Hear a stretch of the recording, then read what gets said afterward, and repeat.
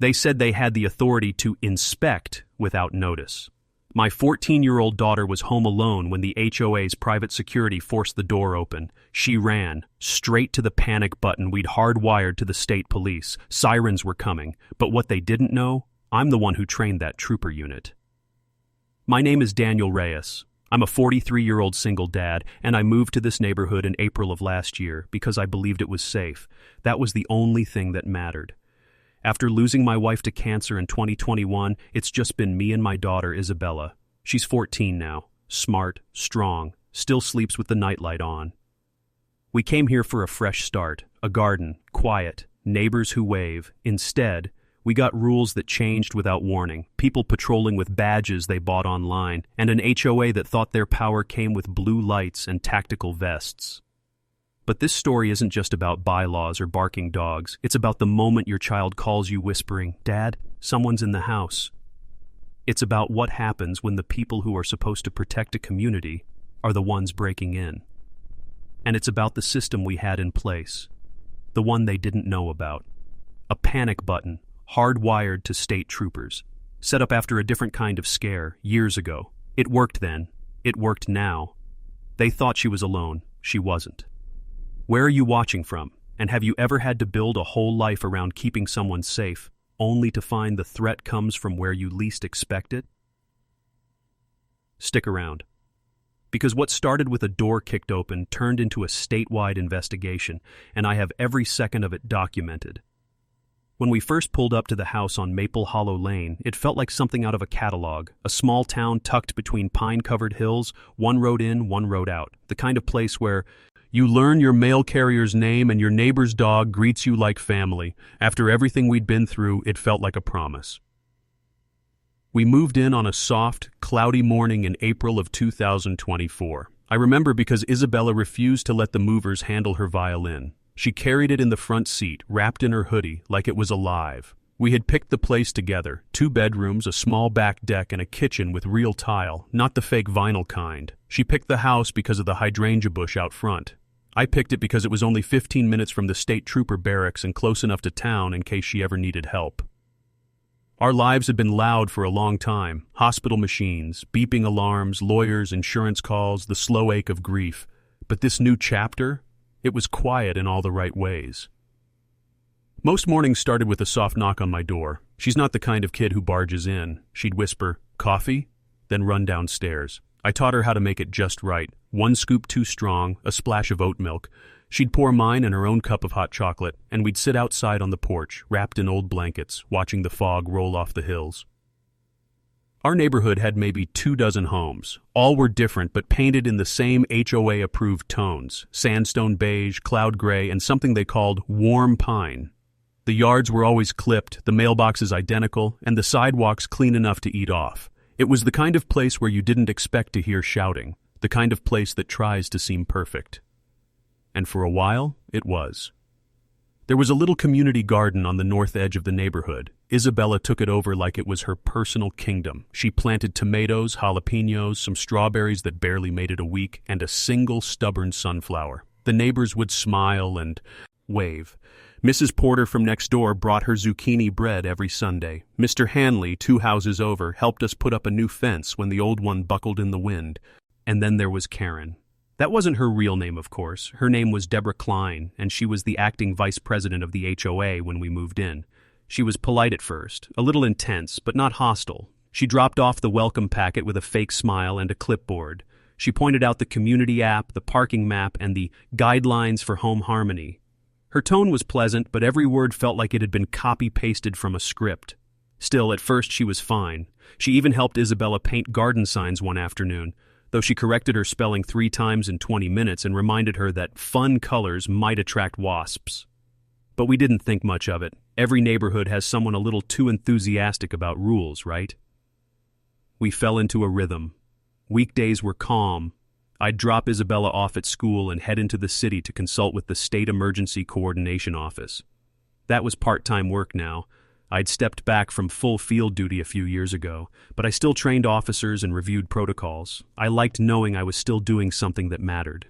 On weekends, Isabella and I built a birdhouse together, then installed it on the corner of the fence. She gave each bird a name, We picked up chess again. She taught me how to make sourdough. We were healing, slowly. This place, with its manicured laws and quiet streets, gave us the illusion that nothing could go wrong here.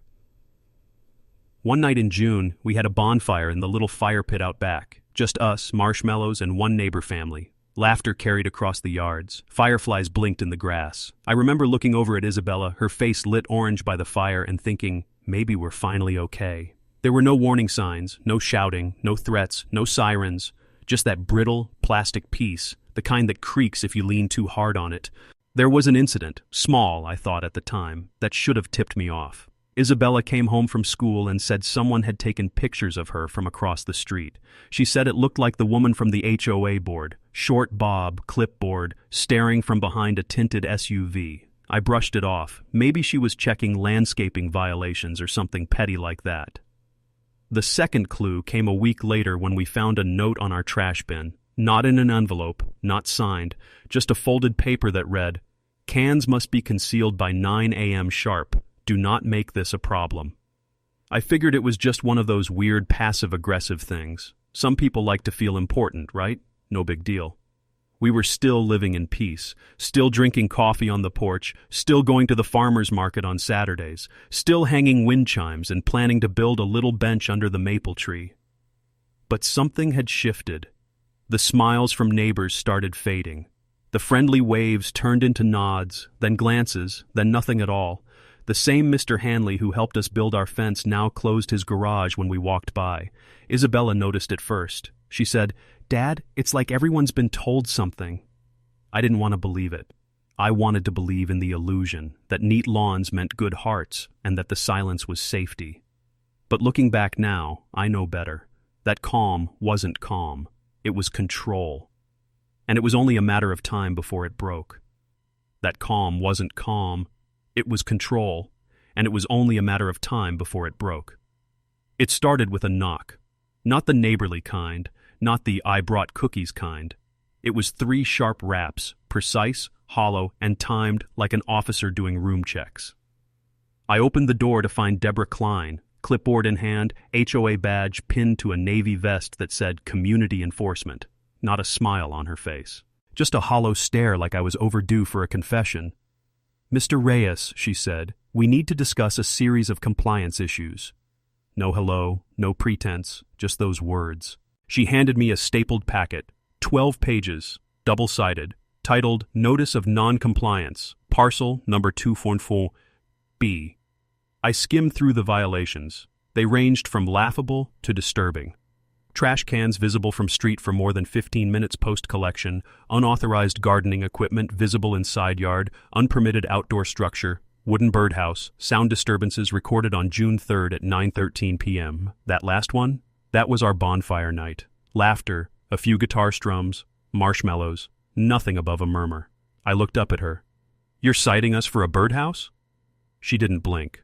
All structures, no matter how decorative, must be pre-approved. Page 17, subsection F of the handbook. I asked if we could talk about it, reason it out, maybe explain that we were new and trying to follow the rules. She didn't budge. "There's a process, Mr. Reyes," she said coolly. "You can submit appeals, but as of now, you're in non-compliance. If violations aren't corrected within 10 days, fines begin at $75 per item per day." She turned, walked off without another word, and climbed into a black SUV labeled HOA Patrol. Isabella watched the whole thing from the stairwell. "She's not just strict," she said quietly. "She's waiting for something." Over the next 2 weeks, the citations stacked up like snow.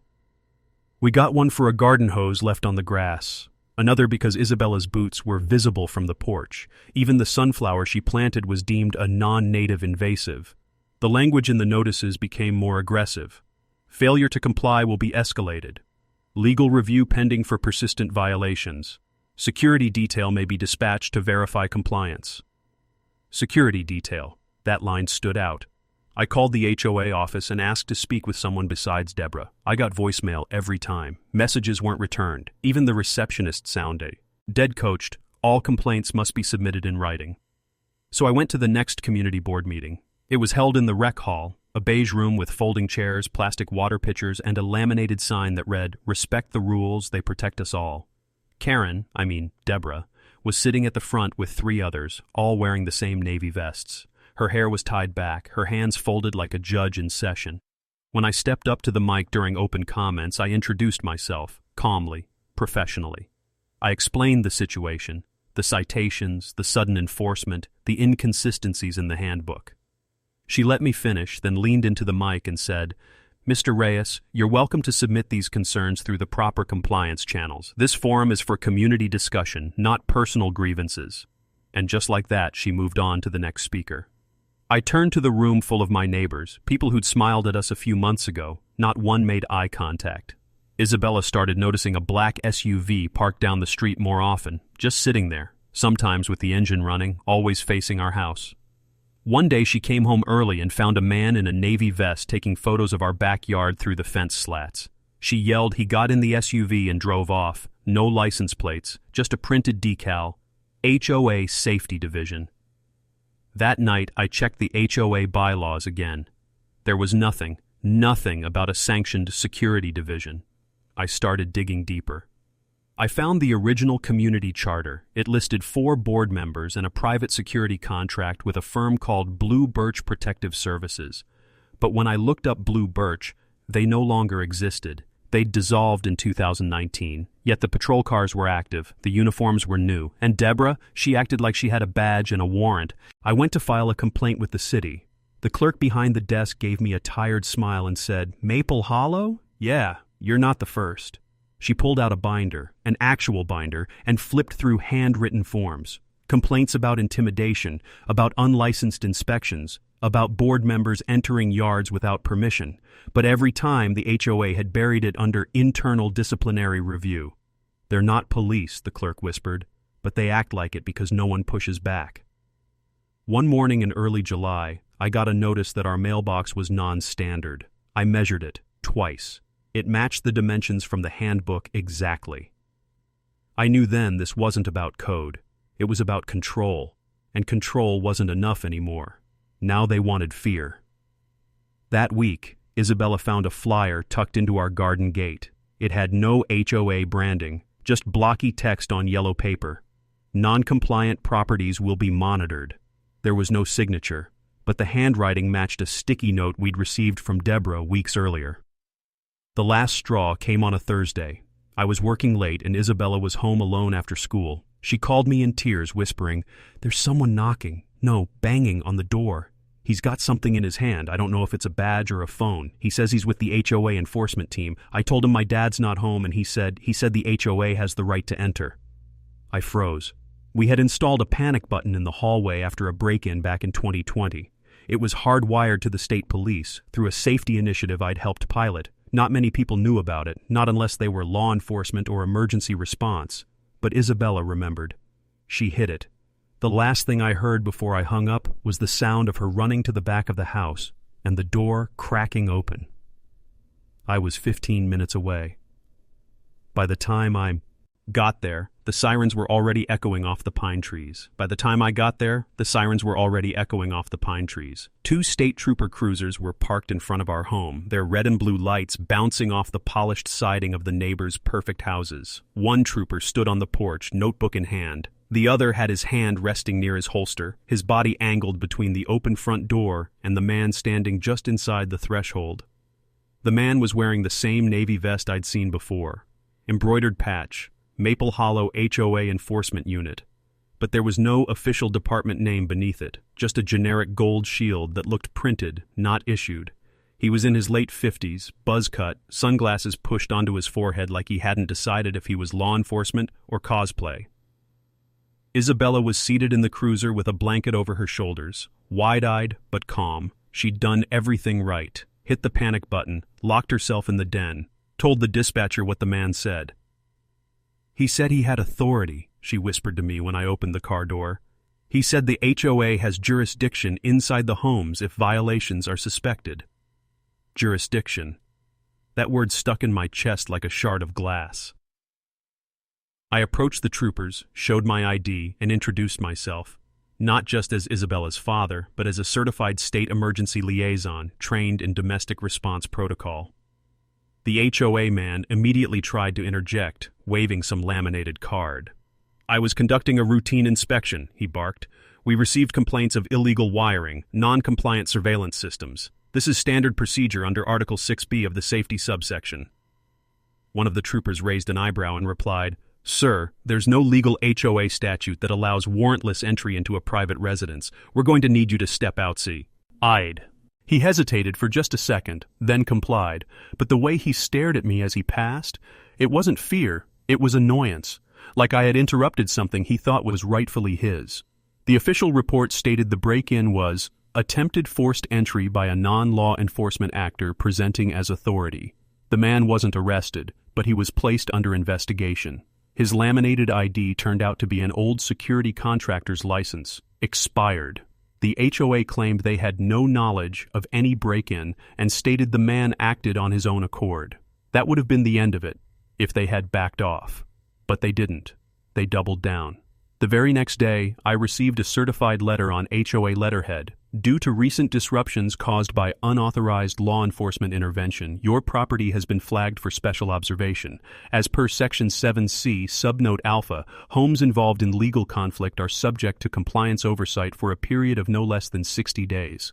Compliance oversight, they were turning our house into a surveillance target and blaming us for calling the police. Suddenly, we were getting citations almost daily. Curtains not color compliant with exterior scheme, improper use of porch lighting after 10 p.m.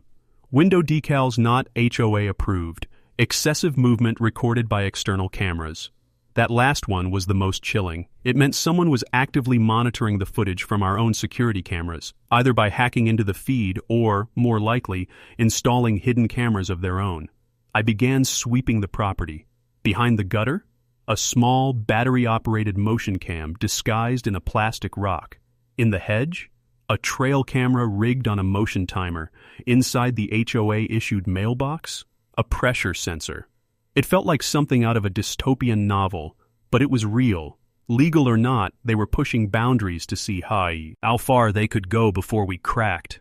Neighbors we'd once smiled at now avoided us completely. Some even walked their dogs across the street to avoid passing our yard. Isabella stopped going to the garden, stopped playing her violin. She started wearing headphones constantly, her own way of blocking out the silence that had become heavy and pointed.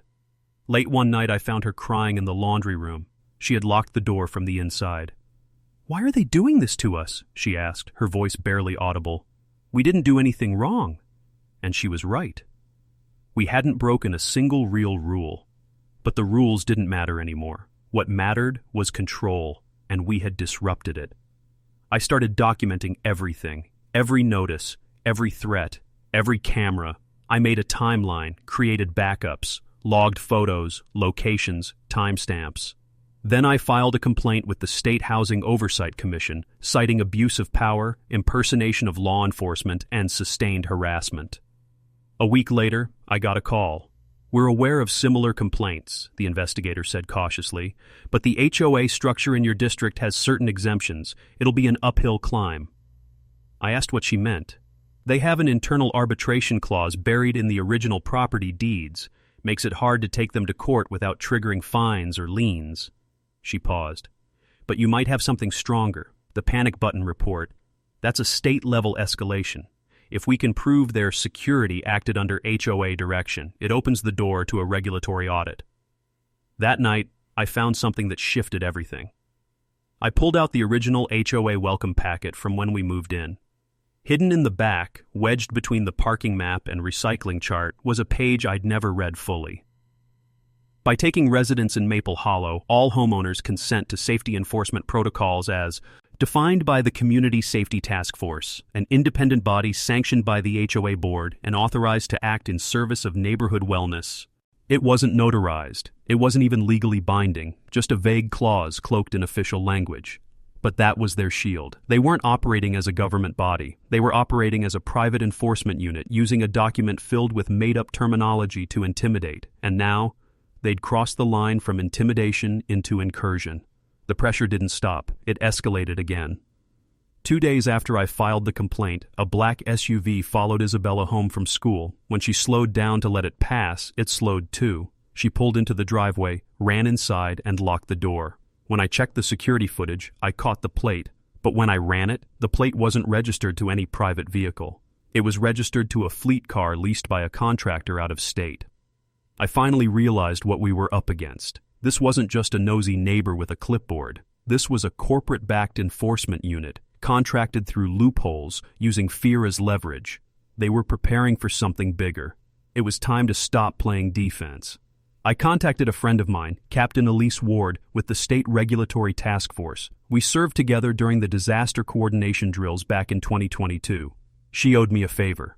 I told her everything. And then I sent her everything. The videos, the timeline, the notes, the hidden cameras, the SUV license plate. She responded with just 3 words. I'm on it. She responded with just 3 words. I'm on it. That's all Captain Elise Ward had to say, and I knew things were about to shift. Elise wasn't just any friend. She was a field-tested regulatory investigator with a specialty in private enforcement fraud. She'd made headlines once for exposing a security firm that was illegally detaining tenants in foreclosed apartment complexes. When she moved to the State Regulatory Task Force, she took her no-nonsense edge with her. And she owed me, technically.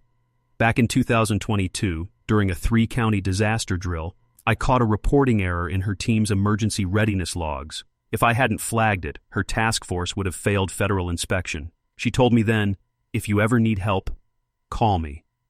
So I did. I sent her everything. The notices, the photos of hidden cameras, the footage of the break-in, the mysterious SUV's plates, even the community charter pages they were hiding behind. Within 24 hours, I had a formal file ID and a callback from a member of her unit. We're opening a preliminary misconduct audit, they said. Don't confront them directly, just keep recording everything. But I wasn't going to wait around. I wasn't built for that, not anymore. My years in state service had taught me 2 things. Most people don't know how fragile their authority is until it's challenged in writing. Paperwork is a weapon, if you know how to sharpen it. I drafted a demand for immediate disclosure under the state's Civic Governance Transparency Act. HOA boards, even private ones, are required to keep meeting minutes and budget statements on file. I sent the request via certified mail and email. Under state law, they had 10 business days to comply. I also filed a FOIA request with the County Records Office asking for any active contracts, enforcement licenses, or security affiliations tied to Maple Hollow Homeowners Association or any known board members. This included business filings, permits, and tax filings. Then I went further. I reached out to an old colleague, Marta Chen, now working in consumer protection. She'd done a full investigative sweep on shady HOA financials 2 years prior. She agreed to quietly start a financial forensics check on Maple Hollow's enforcement budget, which they'd publicly mentioned in one of their annual statements. I'll look for or ghost vendors, she said, shell payments, any sign they're funneling money into private security illegally. It wasn't just about defending my home anymore. It was about exposing the entire system they'd built around fear. I also took the offensive locally. First, I called a friend who worked in IT compliance and asked for help conducting a digital security sweep. With his help, we scanned the property for signal leakage. We discovered 2 unknown Bluetooth devices active near our driveway, both transmitting short-range data packets intermittently. They were beacon tags, likely motion triggers or live sensors. I removed them and stored them in evidence bags, labeled them, photographed their location before removal, chain of custody, just like we did in the field. Second, I made copies of all the video footage and stored them across 3 platforms, cloud, offline hard drives, and a backup USB sent to Elise by courier. I wasn't taking any chances, not after what they'd already pulled. And then I started talking, to people, quietly. I went back to Mrs. Porter, the sweet woman who'd once brought zucchini bread. I hadn't seen her in weeks. She opened the door slowly, nervously, like she expected someone else. When she saw me, she relaxed, but only slightly. "I'm sorry," she whispered. "They told us not to speak to you, said you were under enforcement review, that it was best if we distanced ourselves." "They?" I asked. She hesitated. "Deborah and 2 men from the board. They came to my door, said you were making trouble." I showed her photos of the hidden cameras, the SUV, the citation stack. I told her what had really happened to Isabella. Her face changed. A flicker of the old neighborly kindness returned. Then, guilt. "I didn't know," she said. "I thought they were just strict. I didn't know it had gone that far." I asked her for a copy of any HOA communication she'd received about me. She disappeared into her kitchen and returned with a trifold pamphlet titled Maintaining Harmony, Recognizing and Reporting Community Disruptors. My photo wasn't in it, but my house number was, along with a generic outline of residents using intimidation, lawfare, or excessive surveillance to resist community harmony. They were trying to isolate us through propaganda, but now, the curtain was lifting. Over the next few days, I contacted 5 more neighbors. 3 of them had similar stories: vague threats, HOA meetings moved to private homes, pamphlets with buzzwords like defensive aggression and non-cooperative tenants.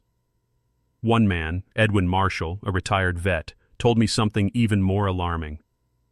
"I used to be on the board," he said. "I resigned last fall. Didn't like the direction things were going. Deborah and a couple of others started pushing for expanded authority zones, talking about granting HOA enforcers access to backyards for safety scans. When I objected, they told me I could be voted out, or shamed out." He paused. They weren't just enforcing, they were consolidating. I asked if he'd be willing to make a statement, on the record. He nodded. "I'll back you, just tell me when." Meanwhile, the state was working in the background. Elise sent me updates in fragments, careful not to say too much over unsecured channels. One of the board members had a conflict of interest. They were a silent partner in a private security firm. The firm, rebranded 3 times, was not licensed for residential enforcement. Financial records showed irregular cash withdrawals from HOA dues marked as Operation Support, and there were no state filings for any of the enforcement divisions Deborah referenced. None. 0. They were running a shadow authority, funded by HOA dues, protected by silence, and masked in the language of neighborhood safety. But now, every document, every citation, every dollar was being tracked. They had poked the wrong bear. I drafted one final notice, addressed to the board, and printed it on letterhead. To the Maple Hollow HOA Board and its acting officers, pursuant to violations under the State Regulatory Housing Code, I am placing you on notice of active investigation by the State Regulatory Task Force. Any further contact with me or my daughter, direct or indirect, will be considered obstruction and harassment. All surveillance, enforcement, or entry activities must cease immediately. You are advised to consult legal counsel, Daniel Reyes, State Emergency Liaison, Ritwimu, IDUR 4051, AG 17. I hand-delivered the letter to their office Dropbox. No threats, no yelling, just a formal reckoning, and then I waited. Because the audit was coming, and I had already armed it with every truth they had tried to bury. I dropped the letter in the board's Dropbox on a Wednesday. By Friday morning, everything changed. The HOA sent out a mass email announcing an urgent, mandatory community meeting for Saturday at 6:00 p.m. to be held in the Maple Hollow Rec Hall. No agenda listed, no explanation, just the kind of forced formality that masks panic. But I knew why they called it. Elise had confirmed the audit was now active. State representatives would be observing, and at least one task force investigator would be in the room, watching the board's every move. And me? I was coming with a binder full of truth and backup. The rec hall was fuller than I'd ever seen it. Folding chairs lined every corner, the air buzzing with tight conversation and raised eyebrows. Neighbors who hadn't spoken to me in months now greeted me with wary nods. Others gave me sidelong glances, as if trying to gauge whether I was the threat they'd been warned about or the solution they now needed. At the front, a folding table had been hastily converted into a makeshift dais. Deborah Klein stood there, shoulders squaw. Red, her HOA vest buttoned to the top. Her mouth was tight, her tone colder than usual. "Good evening, residents," she began, tapping the mic once. "Tonight's meeting is to address recent misunderstandings and to reaffirm the authority of the Maple Hollow Board." Misunderstandings. That word lit a slow fire in my chest. She continued, her voice trying to maintain control.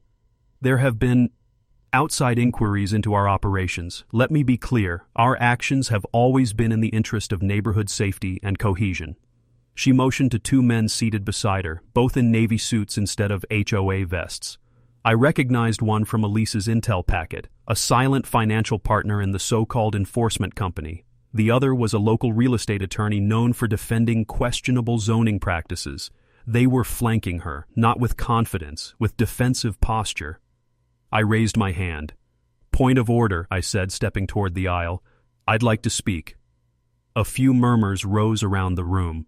Deborah froze, eyes flicking toward the back of the room, where Elise now stood in plain clothes, leaning quietly against the wall, clipboard in hand. She nodded. Deborah sighed. "You have 3 minutes," she snapped. I stepped forward, binder in hand, and placed it on the front table.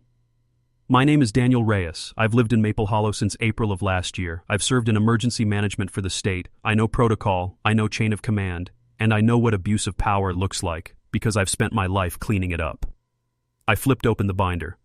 "This," I said, lifting the first page, "is a sworn statement from my daughter, Isabella, detailing the day a man in a fake uniform forced his way into our home while she was alone." A gasp rippled through the room. "This is a still image from our security footage, showing his badge, his vest, and his face." I held it up. A neighbor audibly whispered, "That's the guy from the patrol car." "And this," I continued, flipping another page, "is the state's finding that no legal authority was granted to any HOA member or contractor to enter private property without a court order. No permits, no licenses, nothing." I stepped closer to the mic. "You've been lied to." I turned toward the room now, no longer facing the board. "You were told there were safety protocols. There weren't. You were told citations had legal weight. They didn't. You were told your dues were paying for improvements, for order, for peace." I held up a copy of the financial report Marta uncovered. "But your money was being funneled into a ghost company, with no licenses, no taxes paid, and one of your own board members listed as a silent partner." Deborah opened her mouth, but I didn't stop. "You were told I was the threat, that I was bringing lawfare and conflict, that I was dangerous." I raised a full-color copy of the Disruptors pamphlet with my house number highlighted. "They branded me a problem because I didn't bow to illegal searches, to surveillance, to fines pulled out of thin air." I paused, "and they made my daughter feel unsafe in her own home." The silence that followed was heavy, still, like the air before a thunderclap. Then I closed the binder.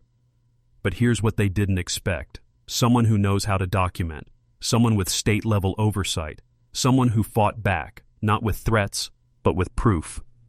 Elise stepped forward now. She introduced herself calmly as a representative from the State Regulatory Task Force, thanked the residents for attending, and confirmed an ongoing audit into the HOA's conduct, including misappropriation of funds, impersonation of law enforcement, and unlawful intimidation tactics.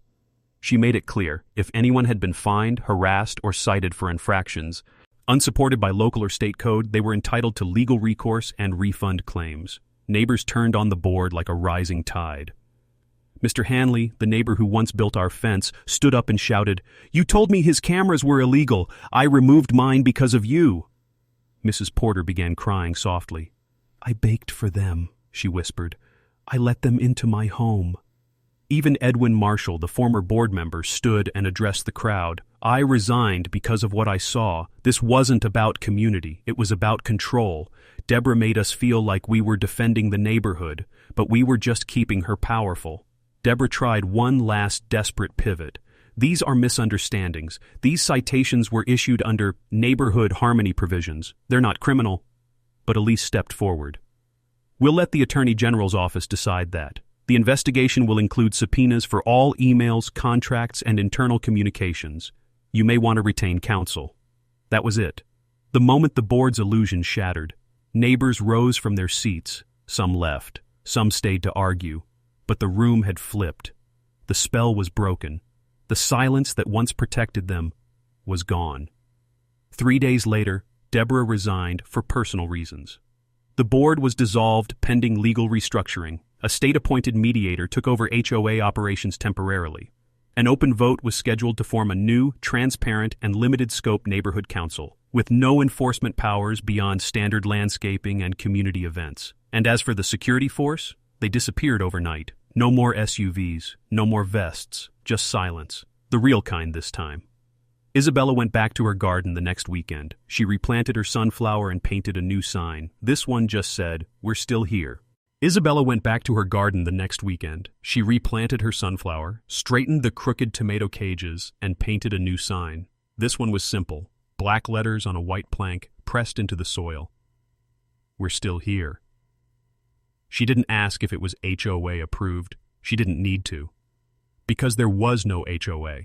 Not anymore. Not in the way it used to be. Not in the way that hid behind rules and badges and clipboards. Deborah Klein had resigned just 72 hours after the public showdown. The rest of the board followed like dominoes. One claimed stress, another cited emotional safety. The last simply never showed up again. For the first time in a year, the house on Maple Hollow Lane felt like ours. Not borrowed, not patrolled, ours. The state didn't stop with the audit. 2 weeks later, subpoenas were issued for Deborah and her enforcement contractors. The financial trail Elise's team uncovered showed a slush fund hidden under the name Neighborhood Response Allocation, with tens of thousands of dollars withdrawn as equipment costs and consulting. But there were no receipts, no invoices, just disappearing money and silence.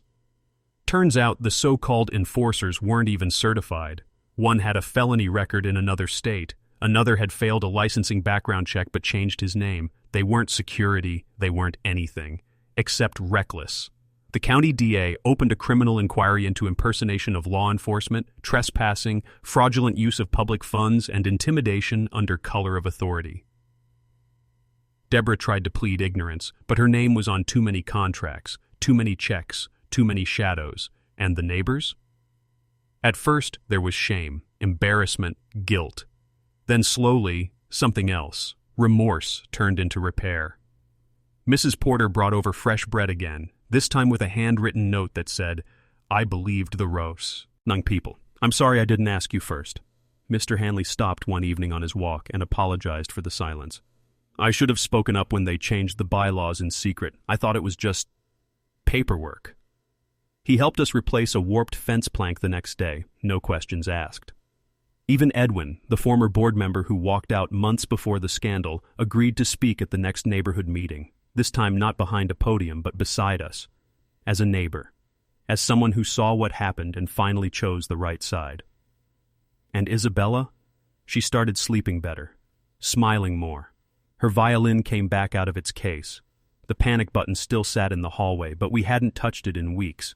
It was there for peace of mind now, not protection. She asked me once during one of our porch mornings, "Do you think they'll try something again? Somewhere else?" I thought about it. "They might," I said. "People like that, they don't vanish. They just move." She nodded, then added, "Well, I hope the next person they try it on knows what you know." That stuck with me. So, I started writing. Not just documents, not just reports, but a manual. A homeowner's actual guide to fighting back. Not with threats, but with tools. How to read your HOA charter, how to spot fraudulent enforcement tactics, how to build an evidence chain, who to contact at the state level when silence won't protect you anymore. I posted it online. It spread faster than I expected. Within weeks, I started getting emails from people in other states. "Your story saved me. I thought I was crazy. We're fighting now, too." That was the moment I realized we weren't just fighting for our house. We were fighting for the idea of home itself. The state completed their audit 3 months later. The final report was over 200 pages. It concluded that Maple Hollow HOA had violated 7 separate state codes, including improper financial management, false representation of authority, and unauthorized data collection. Every resident fined under the fake enforcement wing received full reimbursement, paid for by the liquidated assets of the HOA's budget. The hidden cameras were removed, the private contracts voided. A new neighborhood council was formed, not an HOA, just volunteers, neighbors, not overlords. They handled trash day reminders, bake sales, and 4th of July flags. No uniforms, no clipboards, no fake badges, just people, being human again. Our mailbox stayed, the garden stayed, the porch lights stayed, the wind chimes Isabella loved stayed, and the panic, that was fading too. One afternoon in late October, the sun stretched low over Maple Hollow Lane. I was fixing the solar light stake in the yard when Isabella walked out with 2 mugs. Coffee for me, cocoa for her. She handed mine over, then leaned on the porch rail. "I saw someone new moving in across the street," she said. I glanced up. A couple was unpacking a U-Haul. "Think they know what happened here?" she asked. I smiled. "They'll learn, but not the hard way." She grinned. "Good." And as we stood there quiet again, this time by choice, not fear, I looked around at the street, the hills, the trees swaying gently in the breeze, and thought, they tried to break into our home. They tried to take our peace. They tried to rewrite the rules so they could play God. But what they didn't count on was us pushing back. They thought one panic button could stop them. But what they didn't know, that button was wired to me, and I don't scare easy. If you're watching this and your HOA's crossing the line, if you're being fined, watched, harassed, or pushed out, you're not alone. The rules only work when people are willing to question them. Silence is not peace, and compliance is not the same thing as safety. So tell me in the comments, where are you watching from, and has your neighborhood ever tried to turn a home into a prison? Let's make sure what happened on Maple Hollow Lane never happens again, because every sunflower deserves sunlight, and every daughter deserves to feel safe. If you've made it this far, thank you for listening to our story and for caring about the kind of peace that isn't bought with silence. If your HOA has crossed the line, if your home has become a battleground for someone else's power trip, you're not overreacting, you're not alone, and you're not powerless. Drop a comment below and tell me, where are you watching from? Have you ever had to stand up for your home when no one else would? Because maybe it starts with a letter, but sometimes it ends with a siren, a binder full of truth, and a daughter hitting the panic button, not just to call for help, but to remind them that we will fight back. We protect what's ours. Always.